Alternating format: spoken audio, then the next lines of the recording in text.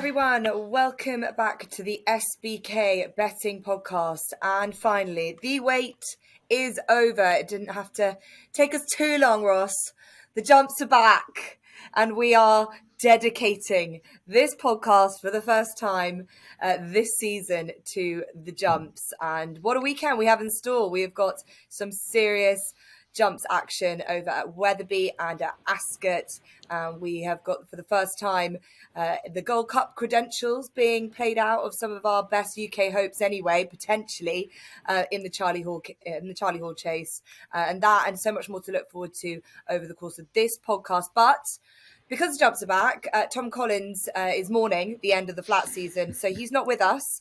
He has taken a week off just to get over it, and instead we have drafted in Dan Overall, who I'm delighted to join back with us, who's been with us before. So Dan, first of all, thanks, and how have you been? I've been great. I've been in hibernation for the last 6 months since the Aintree podcast that we did 6 months ago. So I think, like some of the horses we'll be talking about, hoping to go relatively well fresh, but might just come on for this.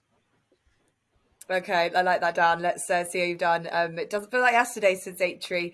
And some of the horses that we actually saw during that festival are back after their break as well. So let's see if they might need the run too. But Ross, I also have to say a very happy anniversary to you. It's 1 year since you joined the podcast, and that fateful podcast where you didn't tip one, you tipped up 3 winners from 4 selections. Indefatigable, who reappears this weekend, Soaring Glory, Foozle Raffles in the Charlie Hall, and I think it was Monsieur Lecoq, I've got it written down here, chinned on the line to have prevented a glorious fall, but what a wonderful day that was for you, and just no pressure now to let it be 2 years straight that you do the same.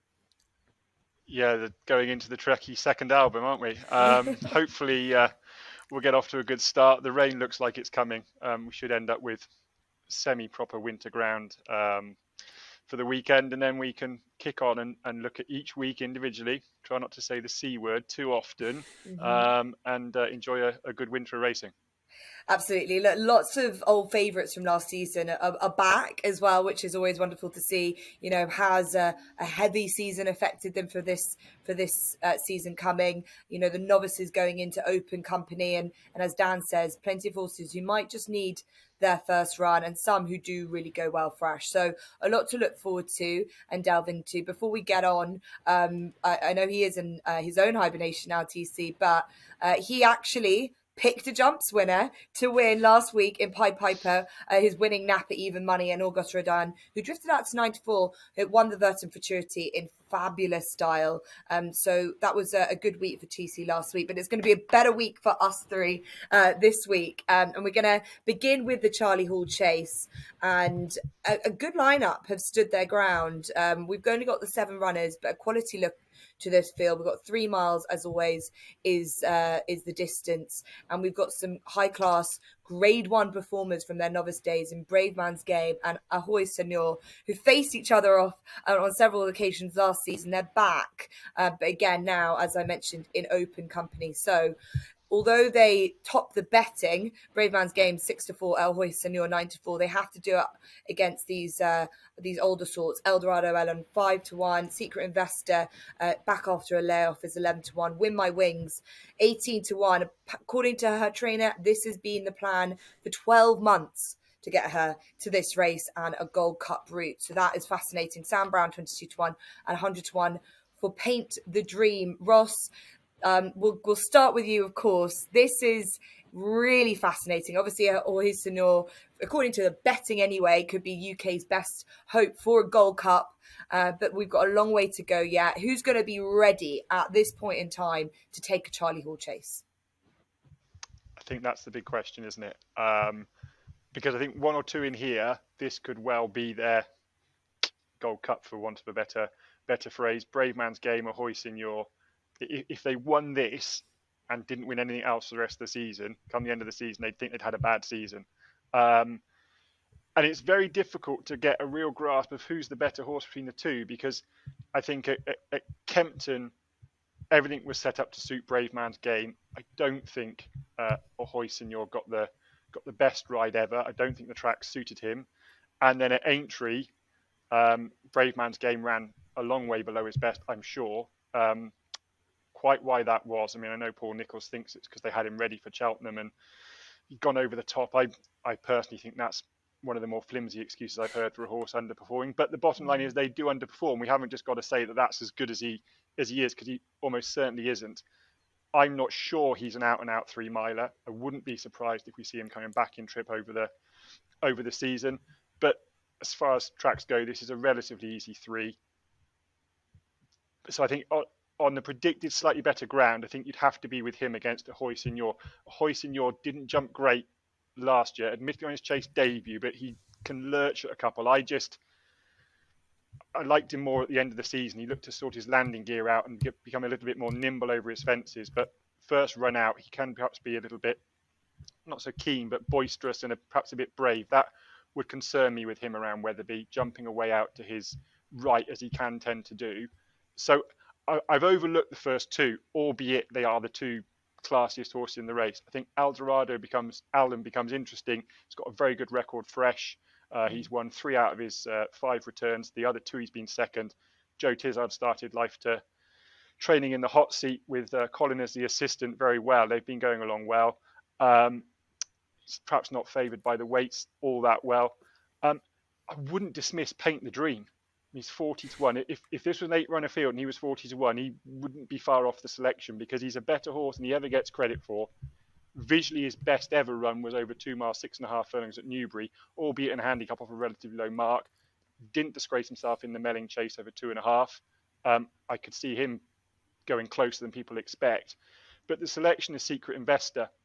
It's another horse that goes well fresh. He's been away from the track since winning the Denman Chase in 2021.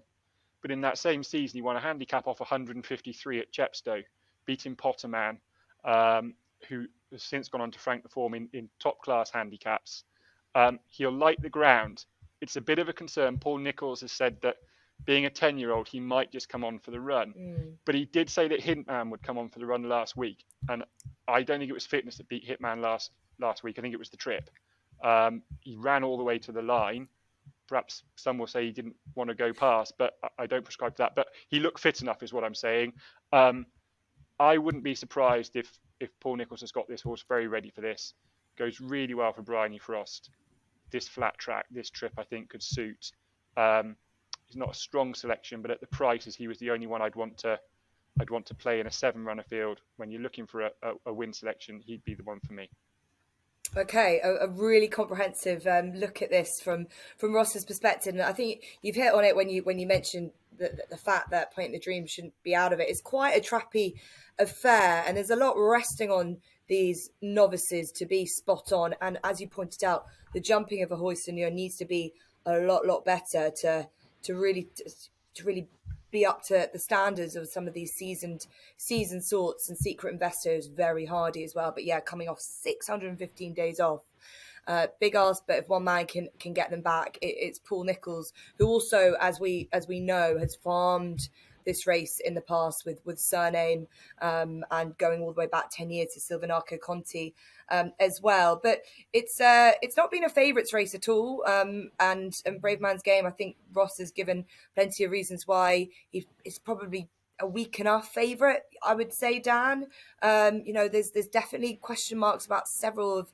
He's clearly a talented horse, and they were quite ambitious with him, but they took him out of Cheltenham last time, and then he really disappointed. So he's just a tricky one to get fully behind at this stage. And you'd imagine everything is going to be leading towards the King George. You think that's his optimum race come the end of the year? Well, I think that'll be his big Grade 1 target based on the fact that the condition should suit ideally, and also he tends to hit peak form sooner rather than later. Like, you wouldn't really be planning him around Cheltenham or even maybe Aintree. I think if there's a Grade 1 in him, it's going to be the King George, and that's providing Willie doesn't fancy sending Alaho over to spoil the party. But I think in the context of this race, I think he'd be more forward than Ahoy Senor. I just think that's generally the way the yards operate as well. Lucinda's have been running quite well, but I think in general they tend to peak a bit later on. And I think if you're talking about a horse you think will develop into a Gold Cup contender and for some of those bigger 3-mile chases down the line, I'd prefer Ahoy Senor. But I think in this kind of race, I would be leaning towards Bravemansgame, and I do think he's the most likely winner. I guess the most interesting thing from my perspective of this race is the amount of pace angles we have here. So obviously Ahoy Senor is one of them. We know how he likes to run. Secret Investor being the other one that obviously Ross mentioned. His best performances have always come when he's allowed to dictate a relatively small field. When he won the Denman beating Clan, he was out in front on the rail all the way around. I imagine they'll probably ride him exactly the same, which I think will play into Bravemansgame's hands perfectly, because he will be able to get on the rail, and we know Ahoy Senor adjusts to his right as well. So if he's able to almost disrupt the rhythm of Ahoy Senor, like Lompress did in the Brown Advisory, I think that will help Bravemansgame get a nice toe into the race. But on top of that, we've got the likes of Paint the Dream, who's made all in his best performances, admittedly over shorter. So if they ride him like that again is up to debate. Sam Brown has raced prominently before. Eldorado Allen went all from the front when he won the Denman, and he was prominent all the way at Aintree as well. So that's 5 of the 7. I mean, even Bravemansgame has made all in the past. He won't here. But that's a good chunk of the horses that can all make calls. So this could be a fascinating kind of tactical affair as well. And I just think that might be what catches Ahoy Senor out. If he just starts to make those slight errors, especially down the back at Wetherby, starts to adjust out to his right, that could be his slight undoing here. I mean, I have no doubt that he's a stronger stayer, and in the Brown Advisory, he rallied after being passed quite a long way out. I can see that happening again, but it might be the case that on better ground, by that stage, Bravemansgame has probably just travelled into the race better. He's already nicked a few lengths, and I'm not massively convinced that Bravemansgame finds that much for pressure, but he might have already stolen enough of a lead for it not to really matter too much. Okay, so for you, in that context then, you see it is between Ahoy Senor and Bravemansgame, with the race set up for them quite nicely with Paint the Dream. Outside of that, a thought on Secret Investor, Ross's selection, and even Eldorado Island? I like Secret Investor, and I think in a normal renewal of this, he'd be right up there, especially considering he's getting weight because his absence is so great, and that Grade 2 win is almost discounted by the handicapping now. I just think it was interesting what Paul Nicholls said, I think as Ross alluded to, that he's almost behind Bravemansgame. I thought it would be the other way around, because Secret Investor's record fresh is spectacular. But I'd just be concerned by those comments, and also the pace angle as well. I'm not convinced he'll have it all his own way, and he might almost be a bit of a sacrificial lamb in this kind of a race. The others, I say, like the likes of Sam Brown, Win My Wings, admirable sorts in their own right. I imagine both will probably be geared to the Grand National this season. They might just get a bit outpaced in a race like this on good ground, but they're interesting angles into it as well, because there's plenty of depth to this. Like, this could be a race you look back in time and say the 4th, 5th and 6th all went on to achieve something. Yeah, Win My Wings can't be discounted. Obviously, the Scottish Grand National won that in facile fashion. And then she fell, didn't she, in the Bet365 Gold Cup where she was by Hewick, and we know what he's gone on to do. It's just you just shouldn't discount her at all. But what if this might be a limit in terms of a test? That was in my mind too. Okay, so Bravemansgame for Dan, Ross was Secret Investor, so 2 nods to the Paul Nicholls selections. I'm just going to throw in Eldorado Allen in there, to the point that Ross made about if there's going to be a Gold Cup day for one of them, it could be Eldorado Allen, could be his opportunity. Yes, he does need to give weight away, but Ross mentioned it as well. He does go well fresh. He'll like this ground, and he seems to me a horse that, as we've seen when he won at Exeter last year in the Haldon Gold Cup, that he's very versatile. He'll be held up. He'll let the pace go on ahead of him. And, if there's just 2 horses in Ahoy Senor and Bravemansgame who just might need the run, or just show themselves to be a little bit novice-y still, then Eldorado Allen is quite a safe bet here for me. But yeah, a really intriguing renewal of this race, the Charlie Hall Chase, and a better one than we've seen in a while too. So that will come up at 3:35 at Wetherby on Saturday.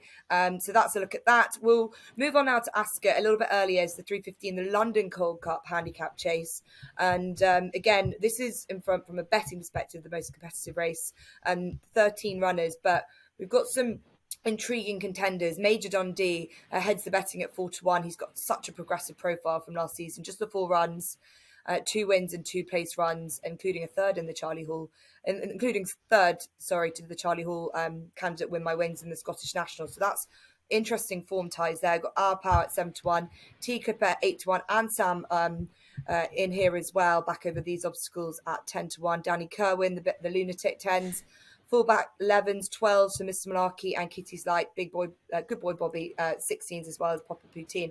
Prices are reflective of how open this is. Dan, I'll start with you first because 4-1 the field shows that I just thought that there was a lot of horses in here who could be ready for this, might not necessarily, and some have come in here back of a run as of a pipe opener as well. Thought it had some good substance to it. What were your thoughts? Yeah, absolutely. I think, again, this is a race that's a bit of a minefield, really, and the questions marks are going to be raised about, I guess, how ready are some of these for it. I literally going runner by runner, and I think I wrote the word interesting by about 7 or 8 of these with a view to future races. And Sam was one of them.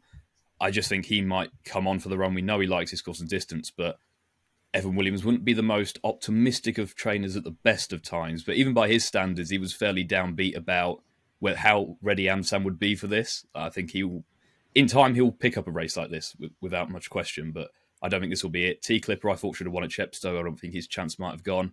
Even up the straight is interesting if he stays 3 miles. And I think he should. I don't see why he necessarily wouldn't. But the one I came down on, just because I had the least doubts about if they'd be ready for this, is Our Power.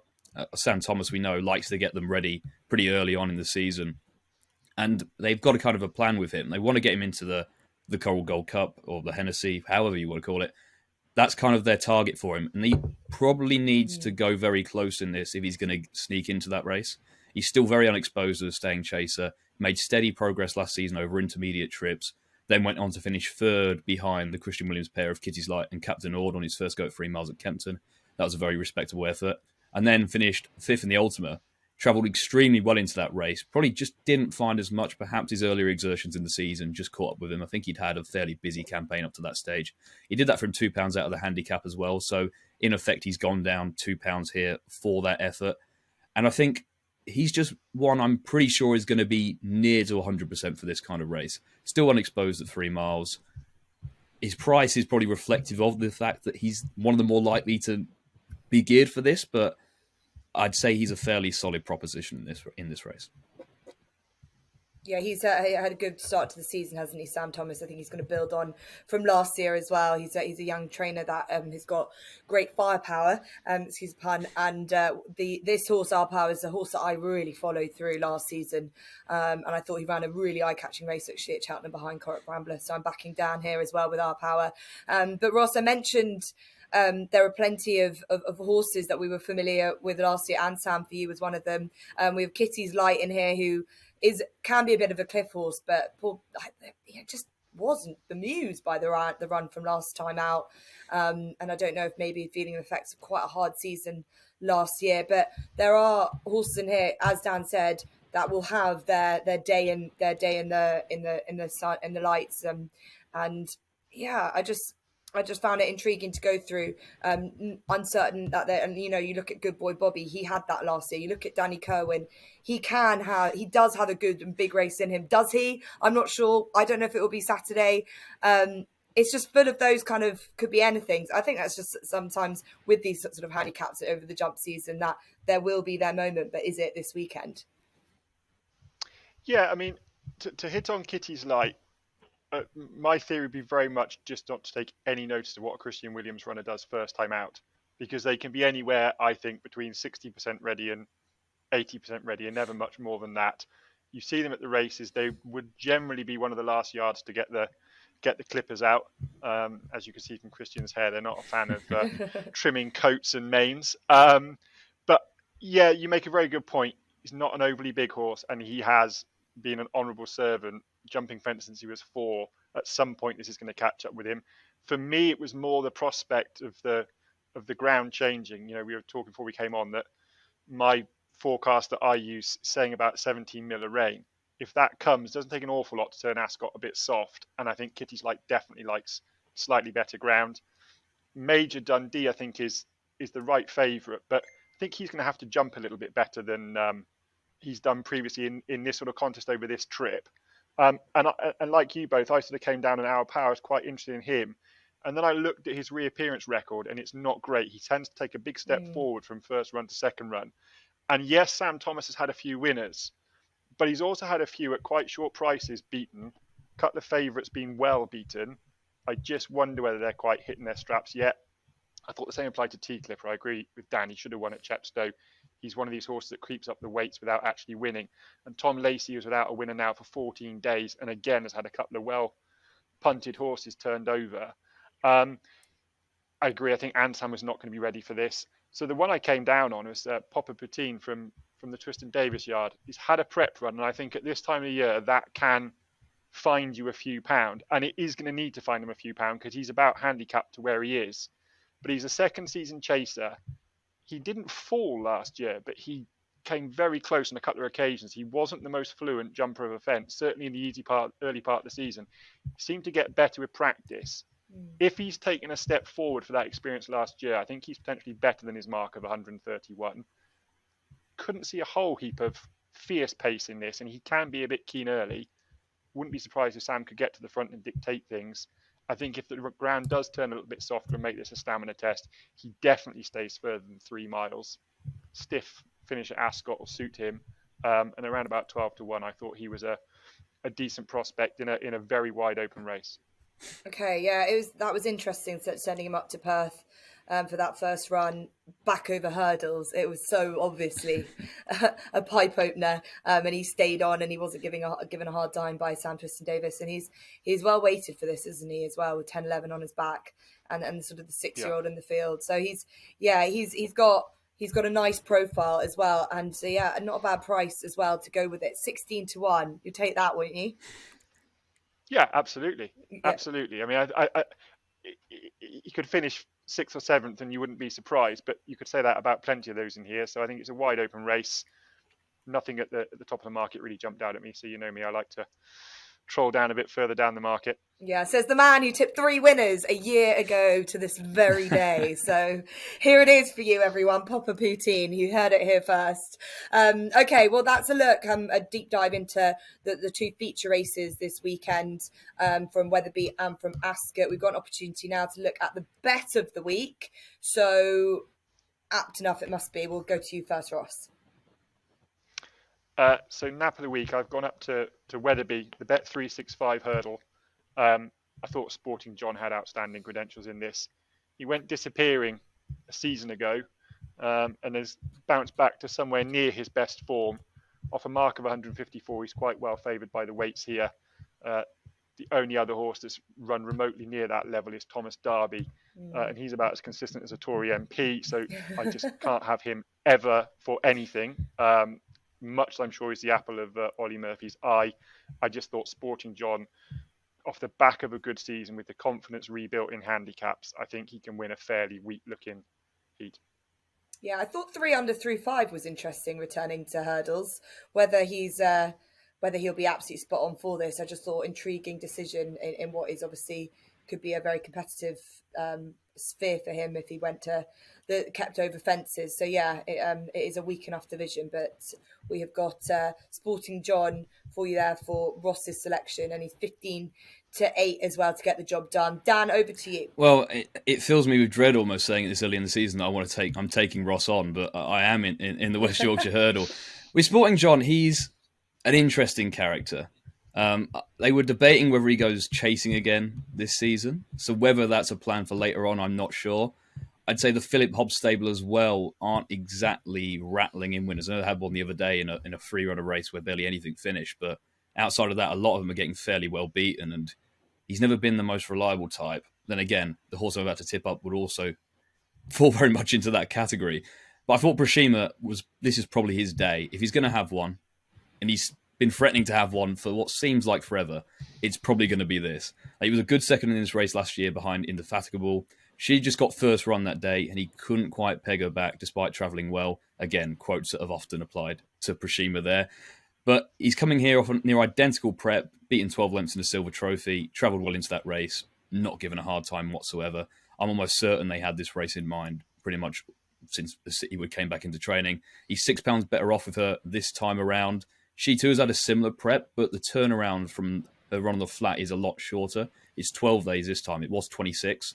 So whether that's a bit too soon, I mean, she's a hardy mare. She might take it okay, but the £6 differential was enough to make me think they might be a bit closer in the market, despite official ratings and all that stuff. In terms of like Thomas Darby as well. Prashima was £6 better off with him, and despite finishing well ahead of him last time, and you can't rely on him to run a decent race on debut. And it's probably forgotten that Prashima was fancied to beat Sporting John in one of the Potemps qualifiers on £5 worse terms than they meet this time around. And again, if I say the phrase Prashima was travelling well one more time, it really is a definition of insanity. But he was doing that again at Cheltenham before falling 2 out. It's hard to tell what would have happened, but he was shorter priced than Sporting John that day. So I think there's definitely a chance that he can beat him on favourable terms. The likes of 300 through 5, this is probably Hennessy prep really for him. I just thought if he's going to have a day, it's against horses like this. Weights are in his favour. He's had a good prep. This could well be it. Okay, right. Prashima, intriguing that couple of runs on the flat. And I actually don't think that 11 lengths beaten by Coltrane in the Ascot Stakes was a bad run at all, especially seeing what Coltrane's gone on to do. But Prashima in a division which is so open, it's always as indefatigable to say. Last year's winner is in here, and Sporting John is the current market leader, but you can get Prashima, who's Dan's selection, at 4-1. Okay, we've got a nap selection time as well. Plenty of racing. You could even go on the flat at Newmarket if you wanted, Ross, but I imagine you found some other nice value bet for us over at the obstacles. Yeah, I actually found it quite difficult to find a place play, actually, Jess. I thought that the two races that had the most interesting sort of makeup one of them was with the 3:15 at Ascot, but at a slightly skinnier price than I like to give it as a place play. And I think you'll go close, actually, but I'll make a place play part of my bet in the 205 at Ascot, Highway 102 for Chris Gordon. He finished second last time. Quite how he finished second, I don't know. You watched the race back. He was a long way clear coming to the last, jumped the last and scooted away, and then idled dramatically up the running. And you'd perhaps say that Freddie Gordon, who I think will be a very good jockey in time, would have been better off looking where he was going rather than looking behind to see where they were coming from, because I don't think that helped their momentum. I think, again, with a prep run against a lot of these that won't have had a prep run, Gavin Sheehan taking back over, he's got good form around right-handed tracks, second in the Lanzarote to a very well handicapped horse at the time. I think he can go very close in this, but at a decent price, he's worth a place play in your bet as well. Okay, 9-1 for Highway 102 for the Chris Gordon team, and so those are all the selections from Ross. Sporting John in there as well, as mentioned previously. Okay, and Dan, your final place play selection for us. I think, like Ross, it's a tricky weekend. This, I think, a very informative one, but for betting purposes, very tricky, and probably one of the more difficult races. The 240 at Ascot, the 2 mile handicap. You've got a lot of the old favourites for this type of race in there. But I thought at a decent price, Gumball was quite an interesting horse. Now, he had a nice little prep run on the flat the other day at Ascot, finishing second off a mark of 92. I can't say I paid too much attention to that because, it's a flat race, but it's not the first time he's had a similar prep here. So before he ran in the graduation chase at Carlisle last year, he had a very similar kind of preparation, and he ran a very, very good race that day to finish a close-up fourth to the likes of Melodrama and Warlord, who finished second and third. He was giving it £4 to both of those, and we know they've gone on to achieve pretty decent things last season. And then you had Cheddleton back in third as well, who has consistently ran well from marks in the high 140s. He's been dropped £3 here to a career low mark 137 after being very well back for the Grand Annual off 140. I think the deluge of rain that day just kind of ruined any chance he had there. And also, a Grand Annual was a bit of a... It's really this race at Ascot was decent. A Grand Annual's a whole different kettle of fish. And the last time he was on a mark in the 130s, he won a listed handicap hurdle at Ascot 139. He still hasn't had many opportunities over fences for Fergal just yet. And I think for all that this is a competitive race, he's one of the ones who will be more forward because of that spin on the flat. And he's definitely handicapped to win a race like this. So I thought he was an interesting proposition at a double figure price. Yeah, he's 14-1. He's such an admirable sort, isn't he? You've got to love Gumball, the familiar grey with the Terry Warner silks sported. So Gumball 14-1 for Dan. Quickly from me, my nap bet is actually coming at Newmarket. I found Sir Lawrence Graff in the 248. He's in the nursery. He was he was favourite to win his race last time out in Newmarket, where he's beaten by a very well handicapped Godolphin 2-year-old. He's got Ryan Moore booked. Yes, he's top weight in this race, but I think this is a good opportunity for him in a weaker nursery. So Lawrence Graff for Jonathan Daly Gosden. Just for any flat enthusiasts, there is good quality racing at Newmarket on Saturday. And my place play selection comes with Good Boy Bobby. This is a risky one, and this is, as the others have said, not really the weekend to be going full in with place selections. And there isn't a huge amount of value around because we don't really know how these horses will be. But if Good Boy Bobby wants to be good, he can just do that. And Ross, when we were mentioning this race, there isn't a huge amount of pace on. He does like to go forward every now and again, and he really attacks his fences, and he can be quite game. And he is a good price at 16-1. I just thought that could be a bit of value in quite an open race, especially for 3 places. So that is it. So those of our plays, our selections, our naps, and hopefully we've given you something to think about ahead of what is a fascinating weekend racing at Wetherby and obviously at Ascot as well. There's a lot of rain around. We were just saying before we went live here that could change the complexion of a few of these races. Let's hope all the main protagonists hold their ground as well, especially in the Charlie Hall, because that will be a race worth watching. And we've all got a different selection too to make it a little bit more interesting. A reminder, as always, that new SBK customers can get £30 in free bets by betting £10. T's and C's always apply. And those Jumps fans who are back with us after the summer break, don't forget to subscribe to whatever podcast channel you listen to and watch us on YouTube, as we'll be back every week delving into the best of the action as it comes in each Thursday, and obviously also SBK ambassador content, so all for you to look forward to.